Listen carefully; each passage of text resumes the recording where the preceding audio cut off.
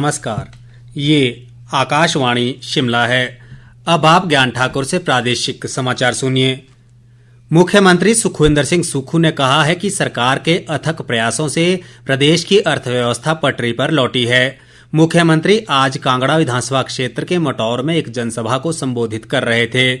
उन्होंने इस मौके पर कांगड़ा में जल शक्ति विभाग का डिवीजन खोलने की घोषणा की और मटौर कॉलेज में नए पाठ्यक्रम शुरू करने के साथ साथ पानी और बिजली की योजनाएं सुदृढ़ करने का आश्वासन दिया।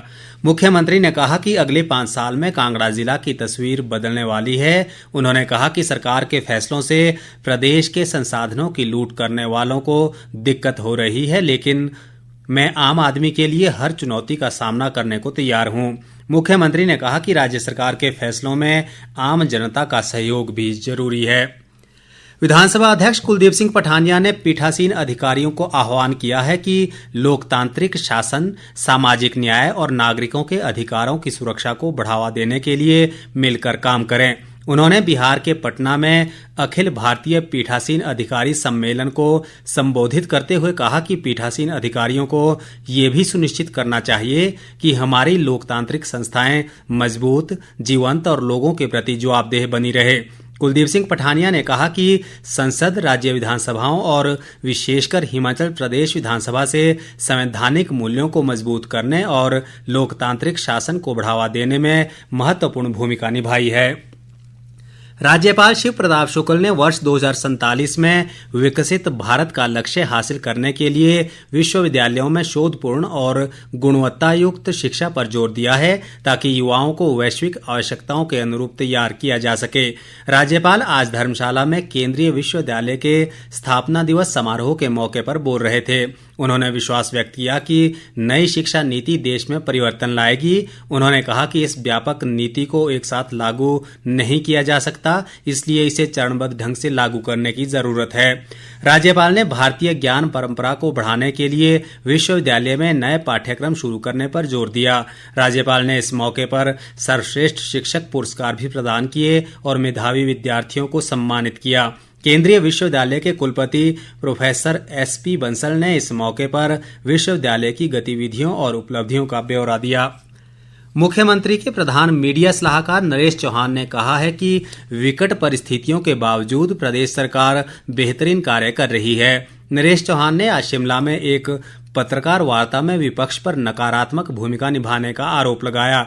उन्होंने कहा कि विपक्ष बीते 2 सालों से सिर्फ सरकार गिराने के काम में लगा है और अभी तक सरकार को एक भी सकारात्मक सुझाव उसकी ओर से नहीं आया है। उन्होंने कहा कि इस सब के बावजूद सरकार विपक्ष के हथकंडों से डरने वाली नहीं है। नरेश चौहान ने आरोप लगाया कि पूर्व भाजपा सरकार ने अपने 5 साल के शासनकाल में प्रदेश की अर्थव्यवस्था को तहस नहस कर दिया। उन्होंने कहा कि मौजूदा सरकार ड्रग माफिया को खत्म करने के लिए प्रभावी ढंग से कार्य कर रही है। उन्होंने ये भी कहा कि मौजूदा सरकार के तीसरे बजट में बड़े बदलाव होंगे।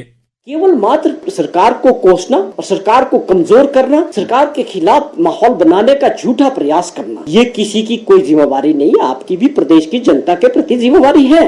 अभी भी सोचने का वक्त है। मिलजुल के सबको प्रदेश हित में काम करने की आवश्यकता है। कोई आदमी विपक्ष में बैठने का मतलब ये नहीं है कि आपको केवल सरकार को कोसने का लाइसेंस मिला है। आप एक सकारात्मक भूमिका निभाएं। जहां पर हमको आपका सुझाव ठीक होगा उस पर अमल भी करेंगे। लेकिन दुर्भाग्यपूर्ण वंश ऐसा कोई 2 वर्ष में ना कोई सुझाव आया है, ना आपकी मंशा लगती है। हमारे आने वाला तीसरा बजट जो बहुत जल्दी प्रस्तुत होने वाला है, बहुत बदलाव होंगे इस बजट में। प्रदेश के अधिकांश भागों में आज बादल छाए हैं और ठंडी हवाएं चलने से शीतलहर बढ़ गई है। मौसम विज्ञान केंद्र शिमला ने आज से 23 जनवरी तक प्रदेश में मौसम खराब रहने की संभावना जताई है।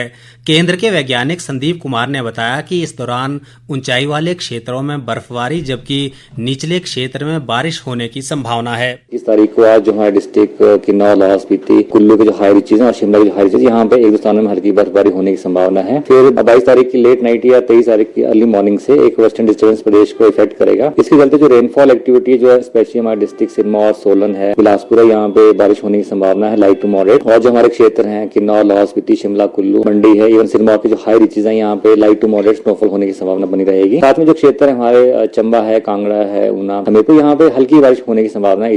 इसी के साथ ये समाचार बुलेटिन समाप्त हुआ। हमारा अगला बुलेटिन आप सुन सकते हैं शाम 7:45 पर। नमस्कार।